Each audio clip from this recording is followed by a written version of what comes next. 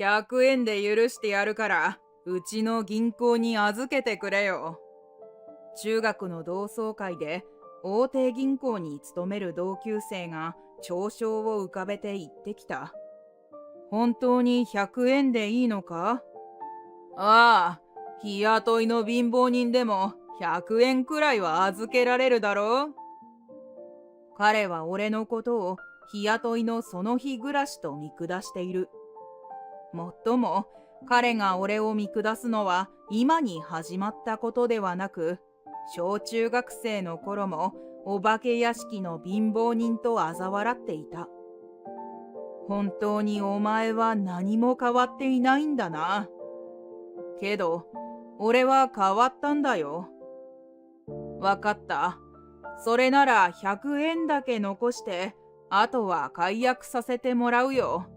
100円でいいって言われたから仕方ないよな。俺はにっこりと笑って答える。同級生はそれに、貧乏人がかっこつけるなと笑う。まあ、笑いたければ好きなだけ笑うといい。こんなにも気持ちよく笑えるのは今日が最後になるのだから。俺の名前は花沢剛。その日、俺のもとに中学の同窓会の知らせが届いた。今年40歳の節目だということもあり、同窓会が開かれることになったようだ。普通こんな時は懐かしい思い出に浸るのだろう。しかし、俺はこの知らせを見てもあまりいい気はしなかった。中学生の時にした嫌な思い出が原因だ。俺は幼い頃に両親を亡くし、おじいちゃんとおばあちゃんに育てられた。突然両親が亡くなったことで、他に引き取ってくれる人もおらず、俺を育ててくれることに。しかし、おじいちゃんとおばあちゃんの家計は決して余裕があったわけではなく、二人でギリギリの状態だ。古い民家で三人で暮らすことになったが、生活は貧しいものだった。小学校の途中から転校することになった俺は、転校生ということもあり、なかなか学校にも馴染めずにいた。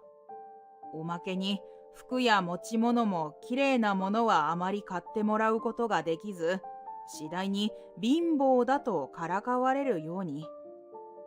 お金をかけないようにと、おばあちゃんが着れなくなった服をリメイクして新しい洋服を作ってくれたりした。今思えばすごくありがたいことだが、当時の俺はみんなが着ているような普通の洋服が着たかった。しかし生活が貧しいことを幼いながらも理解していた俺は何も言えない。友達と遊びたいと思ってもゲーム機がないせいでなかなか参加できない時もあった。学校に行けば貧乏であることをバカにされて笑われる生活を送っており、学生時代にいい思い出がないのだ。同窓会の知らせが届いてからしばらく出席するかしないかを考えていた。その結果、俺は参加を決めた。悪い思い出ばかりが先行してしまうが、全く友達がいなかったわけではない。少ないながら気の合う友人もおり、そんな彼らと会いたい気持ちもあった。考えるうちに、今さら遠い昔のことを思って参加しないのもどうかと思えてくる。そうして、せっかくだし、同窓会には参加をしようと決意をしたのだ。そして迎えた同窓会当日。会場に着き、懐かしい友人と久しぶりの再会を果たすこともできた。俺は中学を卒業してから仕事に忙しく、あまり旧友に会っていなかったため、何十年もの間のいろいろな話で盛り上がった。やはり今日は来てよかったと感じる時間だった。おい、もしかしてお前、剛か？突然、隣に寄ってきて俺の名前を呼ぶ人の声。それによって楽しい時間が終わった。その口調だけで誰だかわかる。彼は宮野明夫。俺を貧乏だとからかっていた張本人だ。振り向くと彼の周りには小学校の頃から宮野と一緒になって俺をバカにしていた取り巻きたちもいた。宮野は第一声から少しバカにしたような口調で嫌な思い出がよみがえってしまった。俺はいろいろな感情をぐっとこらえ、大人の対応をする。ああ、宮野、久しぶりだな。おいおい、貧乏人のくせに軽々しく名前呼ばないでくれよ。友人に話すのと同じように気軽に接するが、宮野は嫌な顔をしながら笑う。ずいぶんとおっさんになったな、お化け屋敷の貧乏人。うわ、それ懐かしい。こいつの家、人が住めるようなとこじゃなかったもんな。宮野たちは俺の悪口を言い、ケラケラと楽しそうに俺をバカにして笑っている。何十年も経った今でも貧乏人と呼ばれたことに少し驚いてしまう。そして同時に宮野の性格は何も変わっていないのかと呆れてしまった。転校した小学生の頃から古い民家に住んでいた俺にお化け屋敷の貧乏人というあだ名をつけてからかってきていた。それは小学校を卒業しても変わらず、中学生になっても続いた。今でも鮮明に思い出してしまうほど、俺にとっては嫌な思い出だ。その頃の俺は、宮野にも宮野の周りの取り巻きにも何も言い返すことができなかった。密かに将来は大物になって見返してやると、宮野への反発心を持っていたのは懐かしい思い出ではある。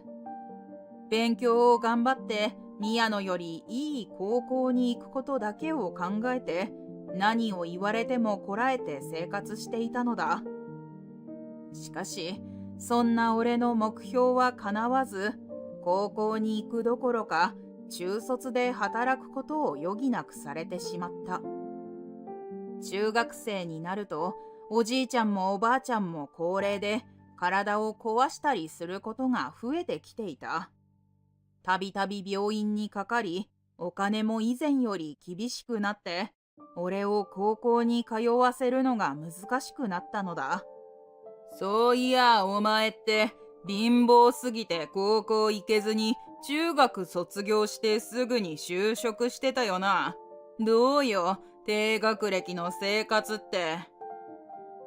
宮野は俺が中卒で就職したことを覚えていて、そう言ってバカにしたように笑う。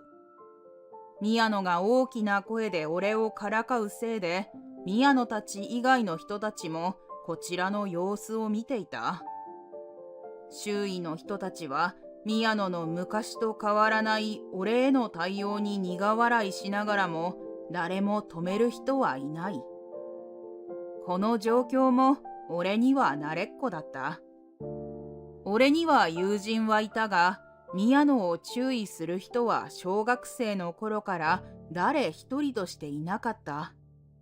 なぜなら宮野の家はお金持ちで、住んでいた町では大きな影響力を持つ家だったのだ。宮野が学校で悪さをしても、先生たちも注意することができないほどだ。一度俺がからかわれているのを見て止めに入ってくれた同級生がいた。しかしその子はその後急に引っ越して転校することになった。きっと宮野が両親に話し、その子の家族を町から追い出したのだと誰もが思っていた。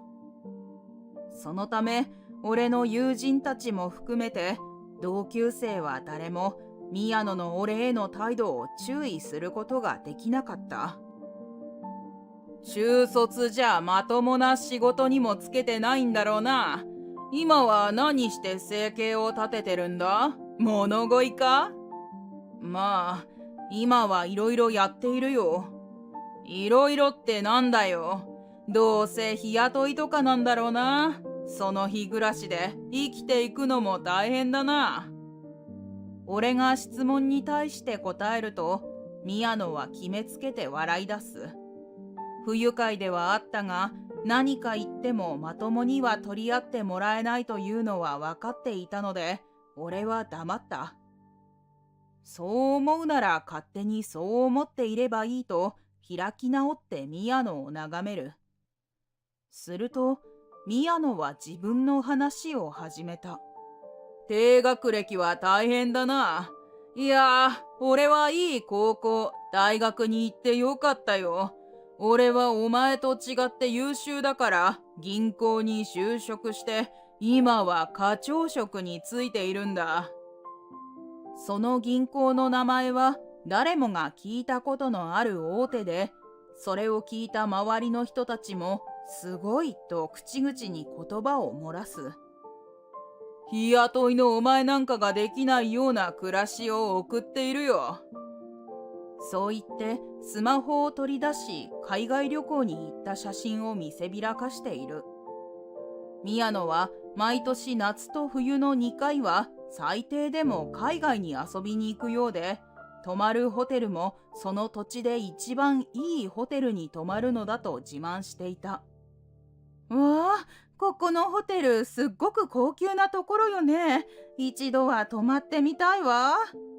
このくらい俺からしたら全然大したことないけどな。俺は小さい頃からよく行っていたし。やっぱり大手銀行の課長にもなるとこんな生活ができるんだな。写真を見て羨ましがる周囲の人たちの声に宮野はまんざらでもなさそうな顔をしながら自慢を続けた。まあ正当な成果をもらってるだけだけどな。その分仕事も忙しくて困っちゃうよ。課長は大変そうだもんな。ほんと、俺がいないと困るってみんなに言われてるし大変なんだよ。おだてる同級生に宮野はドヤ顔をしながら嬉しそうに答えていた。俺は隣でただ聞いているだけだったが、これ以上宮野たちと話していてもせっかくの同窓会が時間の無駄になってしまうと思う。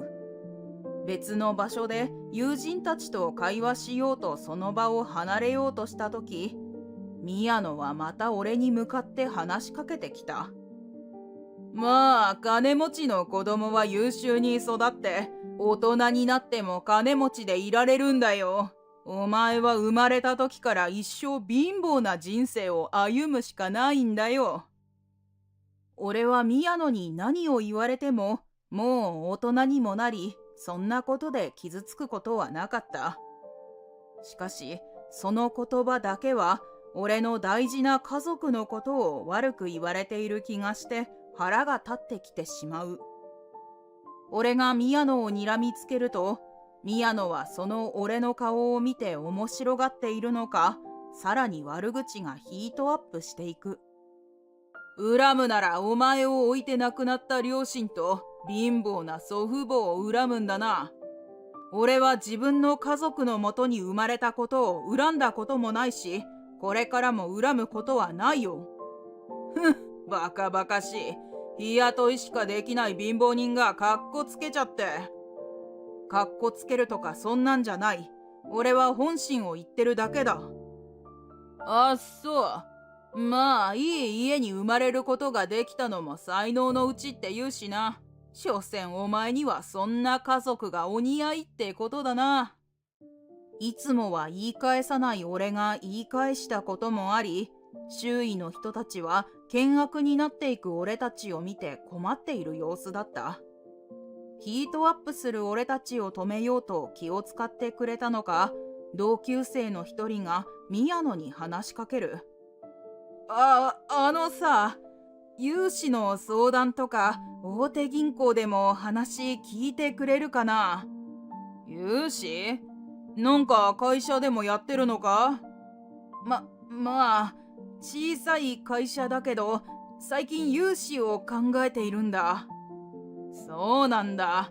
大手銀行の俺からしたら小さい会社なんて考えられないけど、日雇いのこんなやつよりは100倍マシだな。でも、大手銀行が小さい会社なんて相手にしてくれるはずないよね。普通は相手にもしてもらえないだろうな。仕方がないから俺が話を聞いてやるよ。感謝してほしいわ。同級生に対しても偉そうにしている宮野にすごく気分が悪くなるが、同級生の気遣いには感謝した。中学の頃ならありえなかったが、やはりみんな大人になっているのだ。だが、そんな同級生の気遣いを無にするように、宮野がまた俺へ水を向ける。おい、お前も仕方がないから相談に乗ってあげてもいいぞ。なんせ俺は大手銀行の課長だからな。ありがとう。けど今は特に困ってないが、宮野に話すことがあれば相談させてもらうよ。俺が冷静な口調でそう答えると、宮野はお腹を抱えてゲラゲラと笑い出した。はははは。何冗談を真に受けてるんだよ。お前がうちみたいな大手に相談することなんて一生来ないだろう。そんなことは。そもそも銀行口座持ってるのか？ 100 円で許してやるからうちの銀行に預けてくれよ。その言葉に俺は宮野の顔をじっと見つめる。本当に100円でいいのか？ああ、日雇いの貧乏人でも100円くらいは預けられるだろう。わかった。それなら100円だけ残して、あとは解約させてもらうよ。なんだ、口座持ってたのか。大した金額も入ってないだろうに強がるなよ。何を言ってもバカにして笑い続けている宮野に対して、俺は最後に一つだけ伝える。課長に言われたから仕方ないよな。いくら入っていたかは、まあ、すぐにわかると思うよ。宮野は何を言っているんだと言わんばかりの顔でポカンとしていた。しかし、すぐにまた強がりだと思ったのか笑い出す。そんな宮野を後に、俺はその場から立ち去った。翌日、俺は宮野が勤めている大手銀行に出向いた。受付で担当者と話したいと伝えると、奥の応接室に案内される。花沢様、お世話になっております。今日はどうされましたか？今日は預金口座を解約したいと思いまして、他の銀行に移します。担当者は突然やってきた俺に驚いていたが、俺の言葉でますます驚いてしまったようで、目をまん丸に見開いている。解約と言いますと、花沢様の預金すべてということですか？ああ、プライベート用の口座に100円だけ残して、残りの口座もすべて解約します。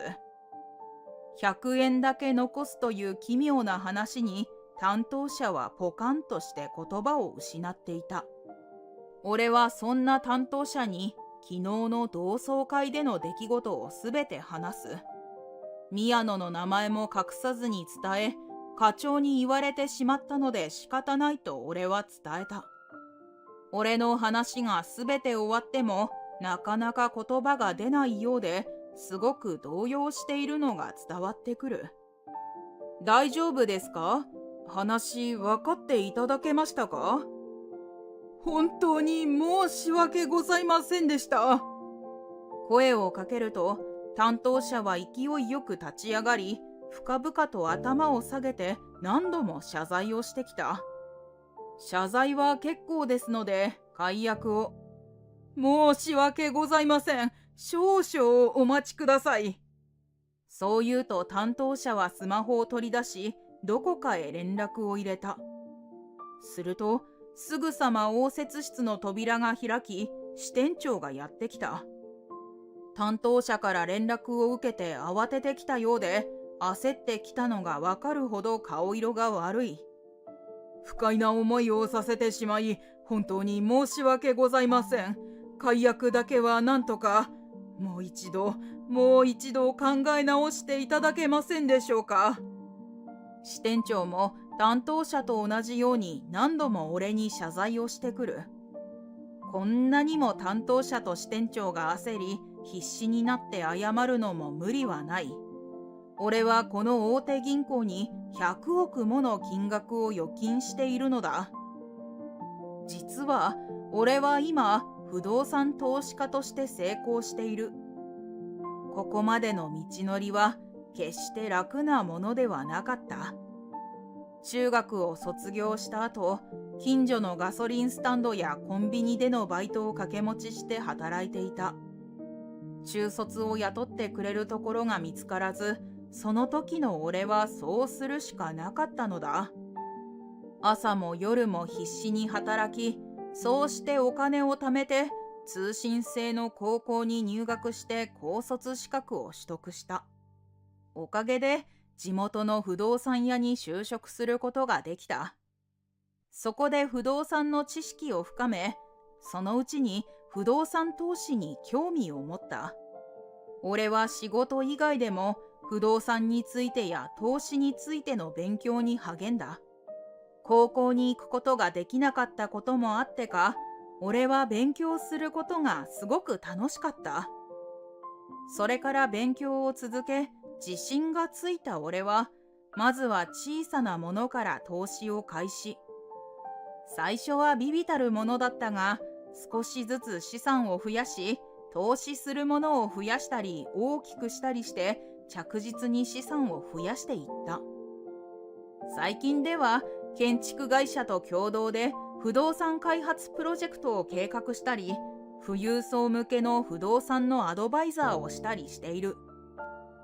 ちなみに宮野にお化け屋敷とバカにされていた家も、今では古民家カフェとして人気で安定した収入源になっている。おじいちゃんとおばあちゃんが亡くなった後、相続したはいいものの、仕事の都合もあって住むことができなかった。それでもどうにかこの家は残したいと思い、少しお金をかけてリフォームし、人に貸して古民家カフェをやってもらうことにしたのだ。こんな風に一言では説明できないほどいろんなことをして財を成しているので、宮野にはいろいろしていると答えていた。少し時間をいただけないでしょうか。時間ですか。宮野に対してきちんと対応させていただきますので、それまでお時間を、その上で今一度ご判断願います。何度も頭を下げお願いをされて、少々申し訳ない気分になる。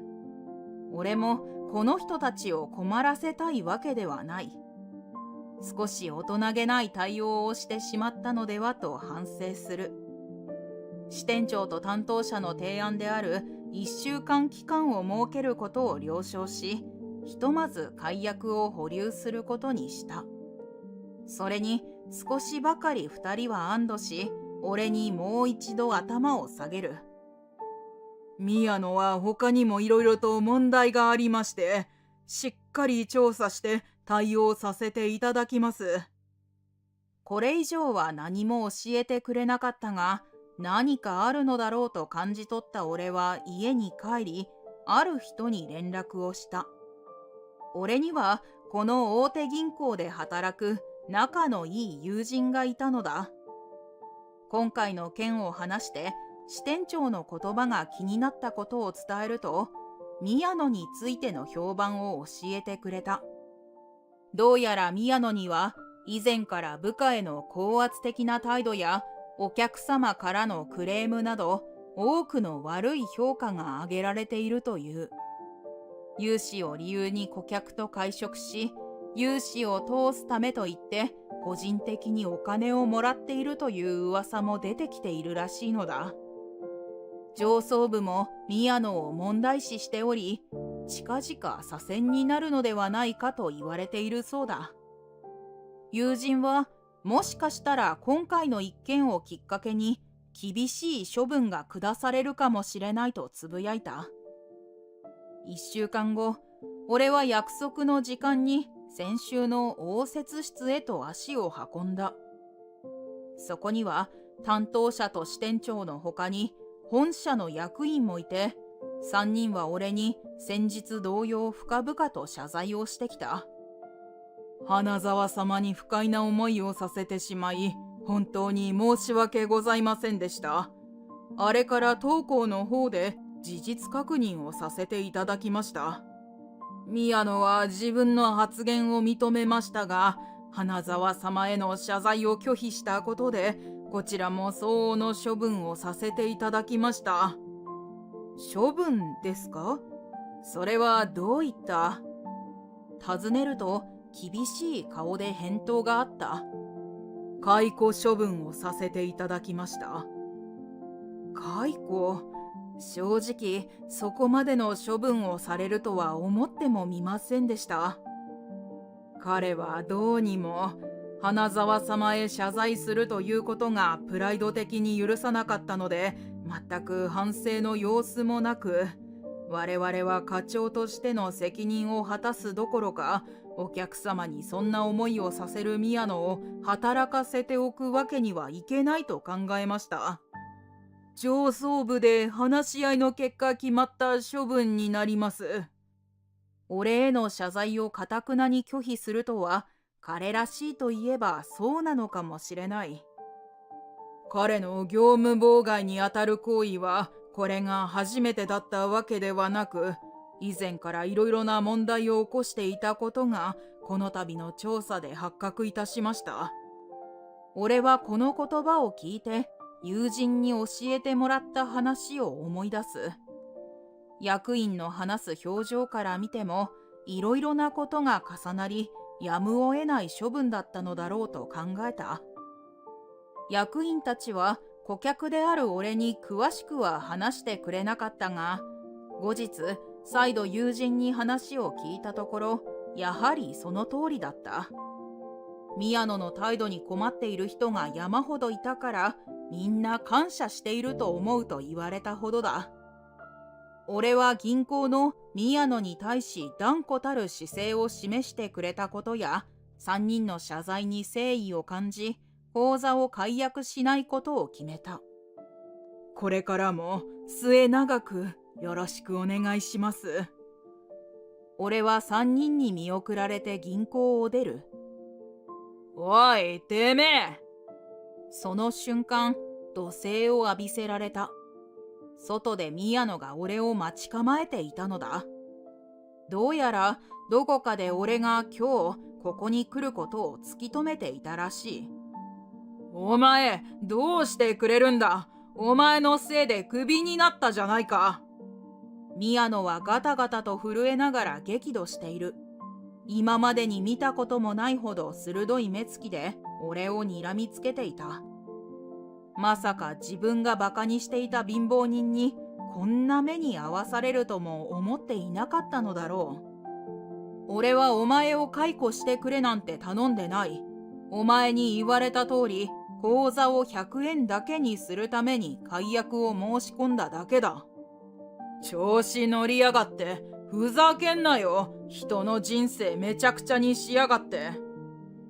全部自分の責任だろ。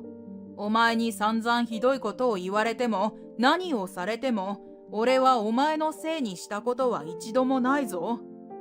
うるせえな。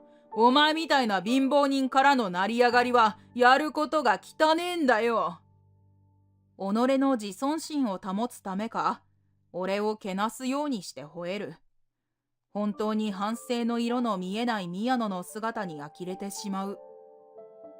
そうやって人のことをバカにして生きるのはやめにしろよ。無駄なプライドを捨てて人としての誠意を身につけた方がいいと思うぞ。俺は最後に同級生として宮野を諭そうとした。しかし宮野は俺の言葉に全く聞く耳を持たず、怒り狂って俺に襲いかかってきた。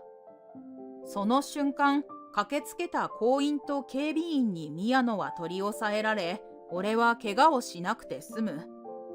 それでも収まらない宮野は、しまいには警察を呼ばれてしまっていた。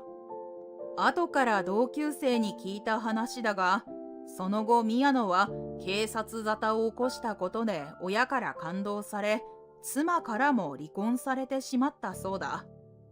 解雇された上に警察沙汰を起こしてしまっては、そうなるのも無理はないのだろう。そして、その後は行方知らずになってしまったそうだ。